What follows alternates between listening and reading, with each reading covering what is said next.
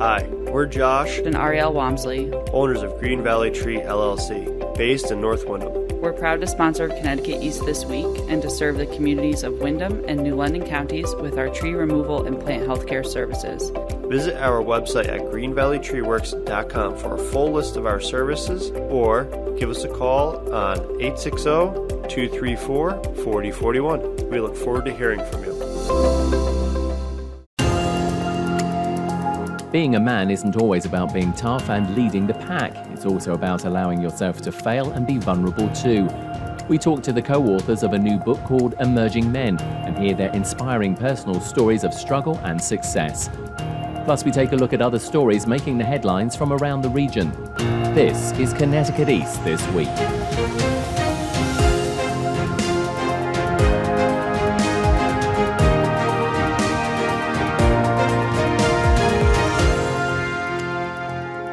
Hello, I'm Brian Scott Smith. It is often said it's a man's world we live in, and when we look at the many organisations, sporting heroes, and the way the media portrays the world, it's no wonder that image is constantly perpetuated. But there are many other sides to men that are not often discussed, being powerless or feeling insecure or even failing. Tara Hall is a Connecticut author and has released a book called Emerging Men, where she brings together male leaders from different walks of life and different backgrounds and let them tell their stories of confronting their fears, doubts, insecurities, and unwelcome labels that society has placed on them. Joining me on the podcast are 5 gentlemen who are co-authors of a book called Emerging Men. Joining me is Nico Johnson, Ryan King, Minsu Kumar Nath, Kevin Booker Jr., and Carl Hemingway. Gentlemen, to all of you, thank you for joining us on the podcast. I'm going to turn to you first, Nico. Tell us a little bit about your extract that is in this incredible book. Sure. Thanks, Brian. I appreciate you having me on tonight. So in my portion of the book, I really go into my introduction into parenthood, which was an early introduction for me into fatherhood. I had my first child as a teenager, still in high school, and it was the shock of my life. It was not something that was planned. And it was a scary time for me. Kind of take the readers along the journey of my path to parenthood and how I almost lost out on the opportunity to be in my daughter's life. My oldest child is a girl, and just the journey through that experience, some of the thoughts that went through my mind at the time, some of the mistakes that I made after I found out that she was on the way, and how it came full circle into me having a second chance, which is the title of my chapter, Second Chances, taking advantage of the second chance to be in my child's life, be the father that I wanted to and needed to be, and being in her life as I should have been. And, without giving too much, it was a pretty miraculous story, and in my opinion, and I just wanted to share that with the viewers and hopefully give them some inspiration out of it. Very proud father and now grandfather. Congratulations. And I'm just going to read a little bit from an excerpt that was actually sent before the interview from your book called Second Chances. And there's a little bit in there which is interesting. You say, my daughter could have easily fallen into the foster care system raised by strangers, leaving both she and I to wonder what had happened. I mean, those are powerful words. So absolutely. And she was in the foster care system for a short period of time. And again, through miraculous happening, they were able to get in touch with me, and I was able to do what I needed to do to coordinate transportation, coordinate travel to court. I was on the total opposite side of the United States, all the way in Montana, and she was in Georgia. And somehow they got a hold of me and let me know that my daughter was there and didn't have her mother with her. And again, I take readers on the journey on to what happened to her mother and how that situation happened. But yes, miraculously, she could have been left and raised with people that were not in her bloodline. And I'm thankful that I was able to personally raise my daughter. Grateful for that. How difficult, Nico, is it being a dad? It's a tough job. Heavy expectations, especially being a man raising a female. That's an added stressor to being a dad. But heavy expectations, tough. You got to be tough, but you have to be soft at the same time.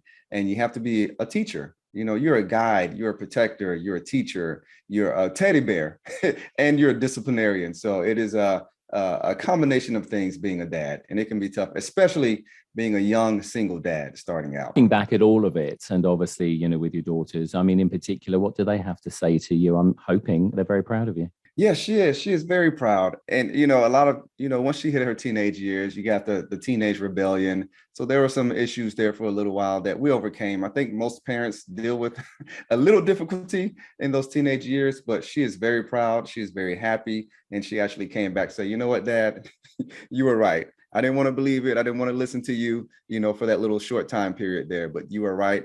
And I appreciate everything that you taught me. So we have a great relationship, and I'm very proud of her. That's a great story, and thank you for sharing part of that with us. I'm going to turn now to Ryan King, excerpt from your book called Freedom to Be. Again, a very powerful excerpt here, Ryan, that's been sent along saying that, your biological father has not been present since you were a baby due to domestic abuse. Fill us in with the rest of that. So my father was not part of my life since I was a baby. Therefore, I haven't seen him. I don't know what he looks like. I haven't even seen a picture of him. And based on what was told to me, it was because of domestic abuse towards my mother. And I don't know all the particulars, but that's that's a little bit that I know about in regards to the relationship between him and my mom. The other thing that you say always in this excerpt, again, which is so powerful to read, you say, I searched on databases at times hoping to find him and hear his side of the story. I wanted to know if he had ever tried to find me or if he wanted a relationship with me. Yes, absolutely. I think us as boys and as men, we all long for that relationship with our father. If our father is not present and active in our lives, we all long to know what is his personality, what is really the reason, know his side of the story. I heard a few others, their little point of views, but I want to really get to know him and find him for myself and really understand that, we all have a past, and the domestic abuse part could be his past. And so at the time that I want to look for him, it was way beyond. I mean, I always wanted to look for him, but when I became a little bit more serious and searching a little bit for him, I was, over 18 years old. And so therefore I just long for that relationship and just wanted to know what it is to have a biological father, just to have a conversation with him. Without spoiling it, because clearly we want people to read the book, the compilation book, but also Freedom to Be. How do you feel now? I feel now, as it relates to my biological father, I do have my moments. I do have my moments, but at the same time, I am grateful. I am grateful because I know that everything works according to purpose, according to God's purpose. So therefore, I'm able to do what I'm doing now, which is being groomed and learning how to mentor boys and young men and to give them the tools that is necessary for their lives so they can be aware of their identity and not just put all their identity with their connected to their biological father, that they have their own identity, they have their own life, their own gifts, their own talents, their own abilities. Again, it's an incredible story, and I know we're just telling small snippets of all of your stories on the podcast because, of course, we want people to get that book, to read it, to find out more about all of you and these incredible stories. And so I thank you, Ryan, for sharing those moments with us just now. I'm going to turn now to Minsu, Kumar, Nath. This one, it said, 2 months later, exams results arrived. I anxiously opened the envelope to learn I failed. All of my energy was depleted in that moment. I was saddened that all my hard work, resources, and financial commitments were washed away in the blink of an eye. Tell us more. I had this dream in my heart, which was the key reason I overcome all those obstacles, all those difficulty, and become a chartered accountant of UK and Singapore. This is the short part of the story, but behind that, so many seed it's implant there where the young generation should be able to understand Small or big obstacles is the pivoting moment for them to overcome and reach their goal. We just need to have this perseverance to continue to our journey. And every perseverance or every obstacles coming up is actually a way to move forward. It's a way to learn from it. And it's the way of reaching the goal with brighter and better future. So I really feel today that is specific lesson what I got. The word is fail. What I saw in the script, which makes me realize that none of us able to learn something by doing once. We have to keep doing it to get master on something. So I had understood it's a first attempt in learning. That was the key message, which means as a fail, first attempt in learning. And I am actually traveling to the countries and other places, and I settled down in Central Asia, country called as Mongolia, beautiful country. And from here to join all those gentlemen, you, Brian, and all those my co-author of the colleagues, I am really grateful to share this story and also try to encourage the young generation and emerging boys to learn from this story something and then grow to their career. So I just actually want to ask you a further question, obviously, about your particular story and what you've been talking about, and obviously this whole situation of failing. We live in a world where, sadly, failure, it's seen as a negative. It's not seen as a positive, that, to fail is actually a good thing because that's how we learn. Absolutely, I concur with you because this is the way you basically go to the mastery level, where the many times of failing create you such a better as a human, as your experience, which is really crucial to give back to the society as well as yourself, because you feel yourself as an accomplished person who can give back someone else with best interest. So failing is a negative connotation to our whole society, but for me, it is really a positive stepping point for everyone's life, because the way you decide you're failing, you may think, okay, this is my pivoting point to grow, or it's my lasting point to die. Its choice is yours. As a hero, every hero should be having that pivoting point and grow from that point, because it's the bouncing back opportunity. It's nothing negative, but it is really positive. And for that positive, I am just saying it's a first attempt in learning. So no one able to learn by appearing one time. We should learn many, many times. If you look at the young kids who just start learning, they bumps and drop and scar so many times once they are learning walking and swimming and so on. They have to try, and then only they will learn this walking or swimming and so on. So I think this failure had to be taken as a positive connotation in our society, and then only we are able to pivot in a next level of our life. Kevin Booker Jr., I'm going to turn to you now again. Your excerpt, I'm going to read a little section out here. It said, the same advice I give myself, I give to you. Do not buy into ignorance. Remember, they have the same problem as you. Just like my DEI training environment, I recognize my interaction with someone may change their entire life. It could be the first time they are challenged to reflect on their biases of someone who does not look like them. Tell us more. In the state of Connecticut, there are 169 towns, and 153 towns are predominantly white, and 16 towns are where people who have been historically disenfranchised in the state of Connecticut are concentrated. Having to navigate through these spaces is very challenging, and most people who have been historically disenfranchised face on a daily basis this type of hostility that you see navigating through these different spaces. And my experience has been that some people will always underestimate you because of your race, your background, your class. But I want the reader to see that they should never allow anyone to put you in a box. Continue pushing yourself to be your best and stay focused on your dreams and aspirations. Never forget where you come from or your ancestors who have fought so hard for you to be where you are and what they have been through in order for you to be where you are today.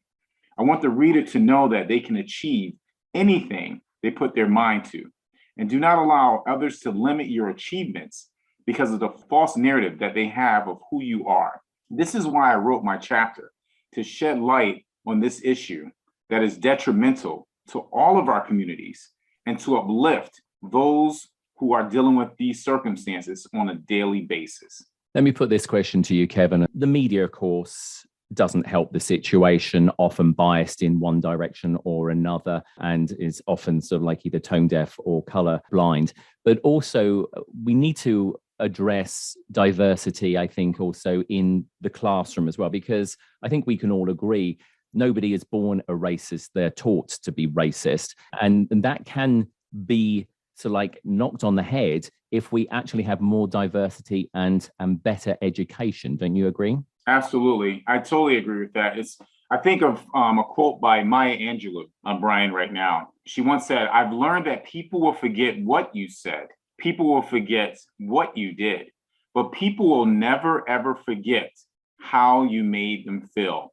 I've been an educator over 20 years, and I realize that it's extremely important to always make sure that you are inclusive in your classroom environment, you are accepting and welcoming, and you made your students feel safe in that environment.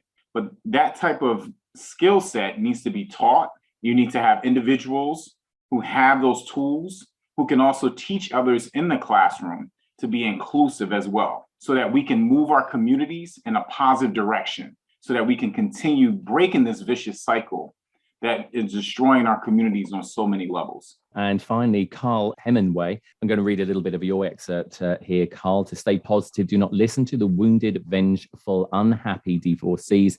They can only make you the same as themselves. Realize that they don't matter. Instead, find people that have gone through similar situations and listen to them." What I'm trying to accomplish in my chapter is to tell my story and to help in a small way to share how I was able to persevere and believe in myself, despite at the time what felt like a very dehumanizing, unfair situation, dealing with the family court system, going through divorce and an acrimonious child custody battle, in addition to dealing with the bias which works against men in this situation. And on top of that, I had a coast-to-coast experience dealing with the court system, both in California and in Massachusetts. What did you learn out of this? I mean, what's one of the takeaways that you really took from all of this?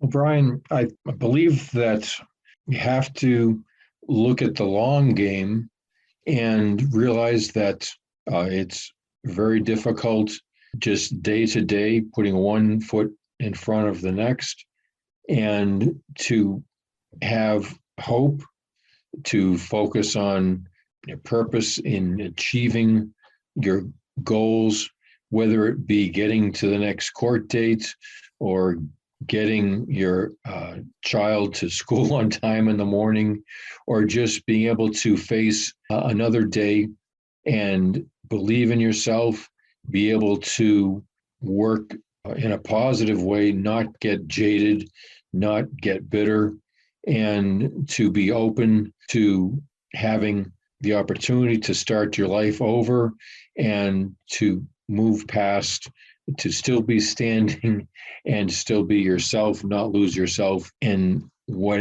is happening, because it's not easy.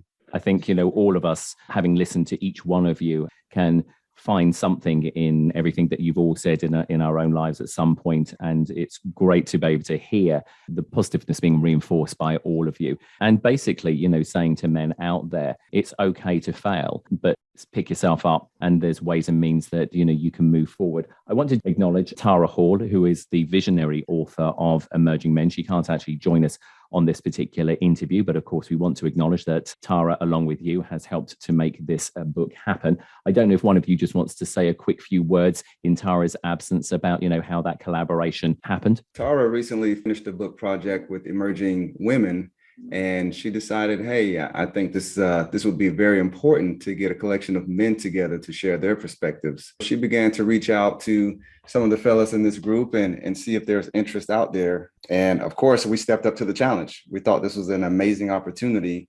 And Tara is an amazing coach. and, guided us through it seamlessly, and just love the way it came together. Love being able to connect with the gentlemen in this group and in this project, and proud of Tara, and she's proud of us. And we just want to give her a huge shout out for putting this together. And how well did you know each other before this? I mean, were you close or were you brought together through this book? A few of the members in this project knew her, but I didn't know her at all. I got to know her through this project, and now we're brother and sister now. We're family now, but I didn't know her personally. And Nico, did you know each other in some way, or did the book also bring all of you guys together as well? The book brought most of us together. I didn't know Ryan King, but I didn't know any of my newfound brothers before this project. I mean, it's an absolutely great idea. So we're sorry that Tara can't join us, but we wanted to make sure that she did get a mention and recognition for the fact that, as we say, that she has been the visionary author of this book. And as you also said, Nico, Emerging Women as well. It's been an absolute pleasure talking to you. I'm sorry that we have not done justice to this in this short amount of time on the podcast, but sadly, it is the length of the podcast. But we will follow up on this. The book obviously is available for people to buy, and I urge them obviously to go out and to purchase it and to read more about these inspiring stories to Nico Johnson, Ryan King, Minsu Kumar, Nath, Kevin Booker Jr. and Carl Hemingway. Gentlemen, thank you ever so much for sharing your stories in the book and for sharing a little bit with us on Connecticut East this week. Thank you very much, Brian. Thank you so much. Thank you for having us. Thank you, Brian. Thank you, Brian. Thank you for having us. And Emerging Men by Tara Hall is available now from Amazon in paperback format and in digital format for your Kindle.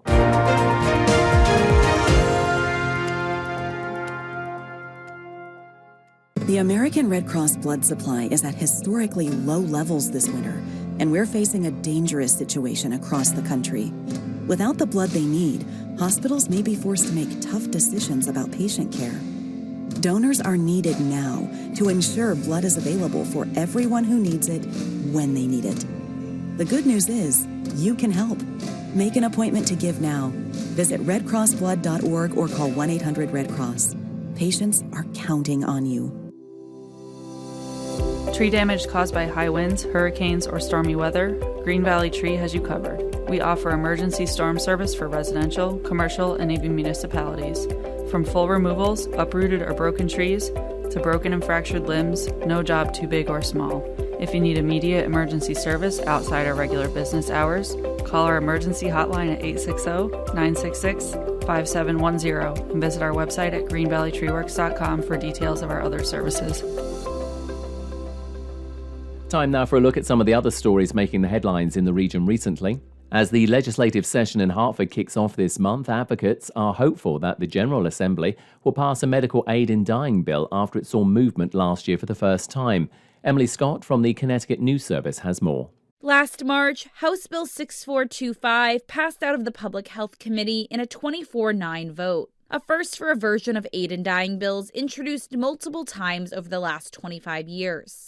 The bill would allow adult patients with terminal illnesses and 6 months to live to access lethal medication. Tim Appleton of Compassion and Choices says it's evidence of the momentum for medical aid in dying in Connecticut. The efforts of the tens of thousands of supporters have really begun to impact lawmakers in the state capitol. They began to understand the inequity of the status quo that says someone in Middletown, New Jersey, has more options at end of life than someone in Middletown, Connecticut. State Rep Jonathan Steinberg is a co-chair of the Public Health Committee. He says they'll be introducing a new medical aid in dying bill on Monday, and he hopes to have a public hearing before the end of the month. Opponents of medical aid in dying say these laws violate the obligation of physicians to do no harm to patients, while proponents say safeguards in place protect against abuse or coercion. I'm Emily Scott. Detect, a Guilford, Connecticut-based biotech firm, has been awarded up to $30 million by the Biomedical Advanced Research and Development Authority, or BARDA, to create the first combined rapid COVID and flu at-home test. Dr. Jonathan Rothberg is the founder of Detect, a company that created the first laboratory-accurate at-home COVID test in just under 18 months. Rothberg says they set a world record with that product and intend to do it again. My personal goal is to get it out there this year. And absolutely that's a stretch, but my favorite talk is still the Rice talk that John F. Kennedy said. We do these things because they're difficult, and we're going to do them fast. And New Haven Congresswoman Rosa DeLauro said why she was happy to see Detect win the contract. I have the honor of chairing the House Appropriations Committee, and I chair the subcommittee that funds BARDA. And I want to fund BARDA to the highest degree that we possibly can. And I am excited to see their funding at work right here in Connecticut. Detect has already been awarded over $8 million by the Department of Health and Human Services for their groundbreaking at-home COVID test that provides laboratory-accurate results in under an hour. The companies say they plan to reduce the price of the new combined test to compete with home antigen tests currently available from pharmacies. 30 years ago, on February 15th, Foxwoods Casino and Resort opened its doors for the first time to the public. It was to be the first of 2 casinos in the state, with Mohegan Sun opening 5 years later. Rodney Butler is the chairman of the Mashantucket Pequot Tribal Nation, owners of Foxwoods, and said over the years they brought a lot to Connecticut. Over the past 3 decades, we have had the privilege of partnering with tens of thousands of employees who have helped us provide unparalleled entertainment to over 300 million visitors, generated over $4.4 billion in slot payments to the state, and created nearly $40 billion of economic impact within the state of Connecticut, helping to support the state's economy. Jason Guyat is the president and CEO of Foxwoods and revealed some of the casino's ambitious expansion plans for the next few years. Great Wolf Lodge is coming to Mashantucket. It'll be an indoor water park resort set to open in 2024, and just another opportunity to visit Foxwoods and create lasting memories, while also providing Northeast families a close and convenient year-round getaway. Foxwoods also unveiled expansion plans for a new 75,000 square foot expo centre opening in the fall and a new high-stakes bingo hall opening this spring. The resort is also giving away $30,000 every month for the remainder of the year to local non-profits in the state. In the day this week, the Stonington school system has announced that 24 people have applied to be the district's new superintendent of schools. The candidates come from 10 different states, with the majority from New England, New York and New Jersey, with one candidate from within the school system. The school board is seeking a new superintendent to replace Van Riley, who will retire at the end of the current school year after leading the district for the past 9 years. The board hopes to choose a new superintendent by April 1st, with that person beginning work by July 1st. The job currently pays more than $200,000 annually. In addition, the board has slightly delayed the hiring of a new high school principal to replace Mark Frieser, who is resigning on July 1st, until after the hiring of the new superintendent. This will allow the new superintendent to offer input on the hiring of the new principal.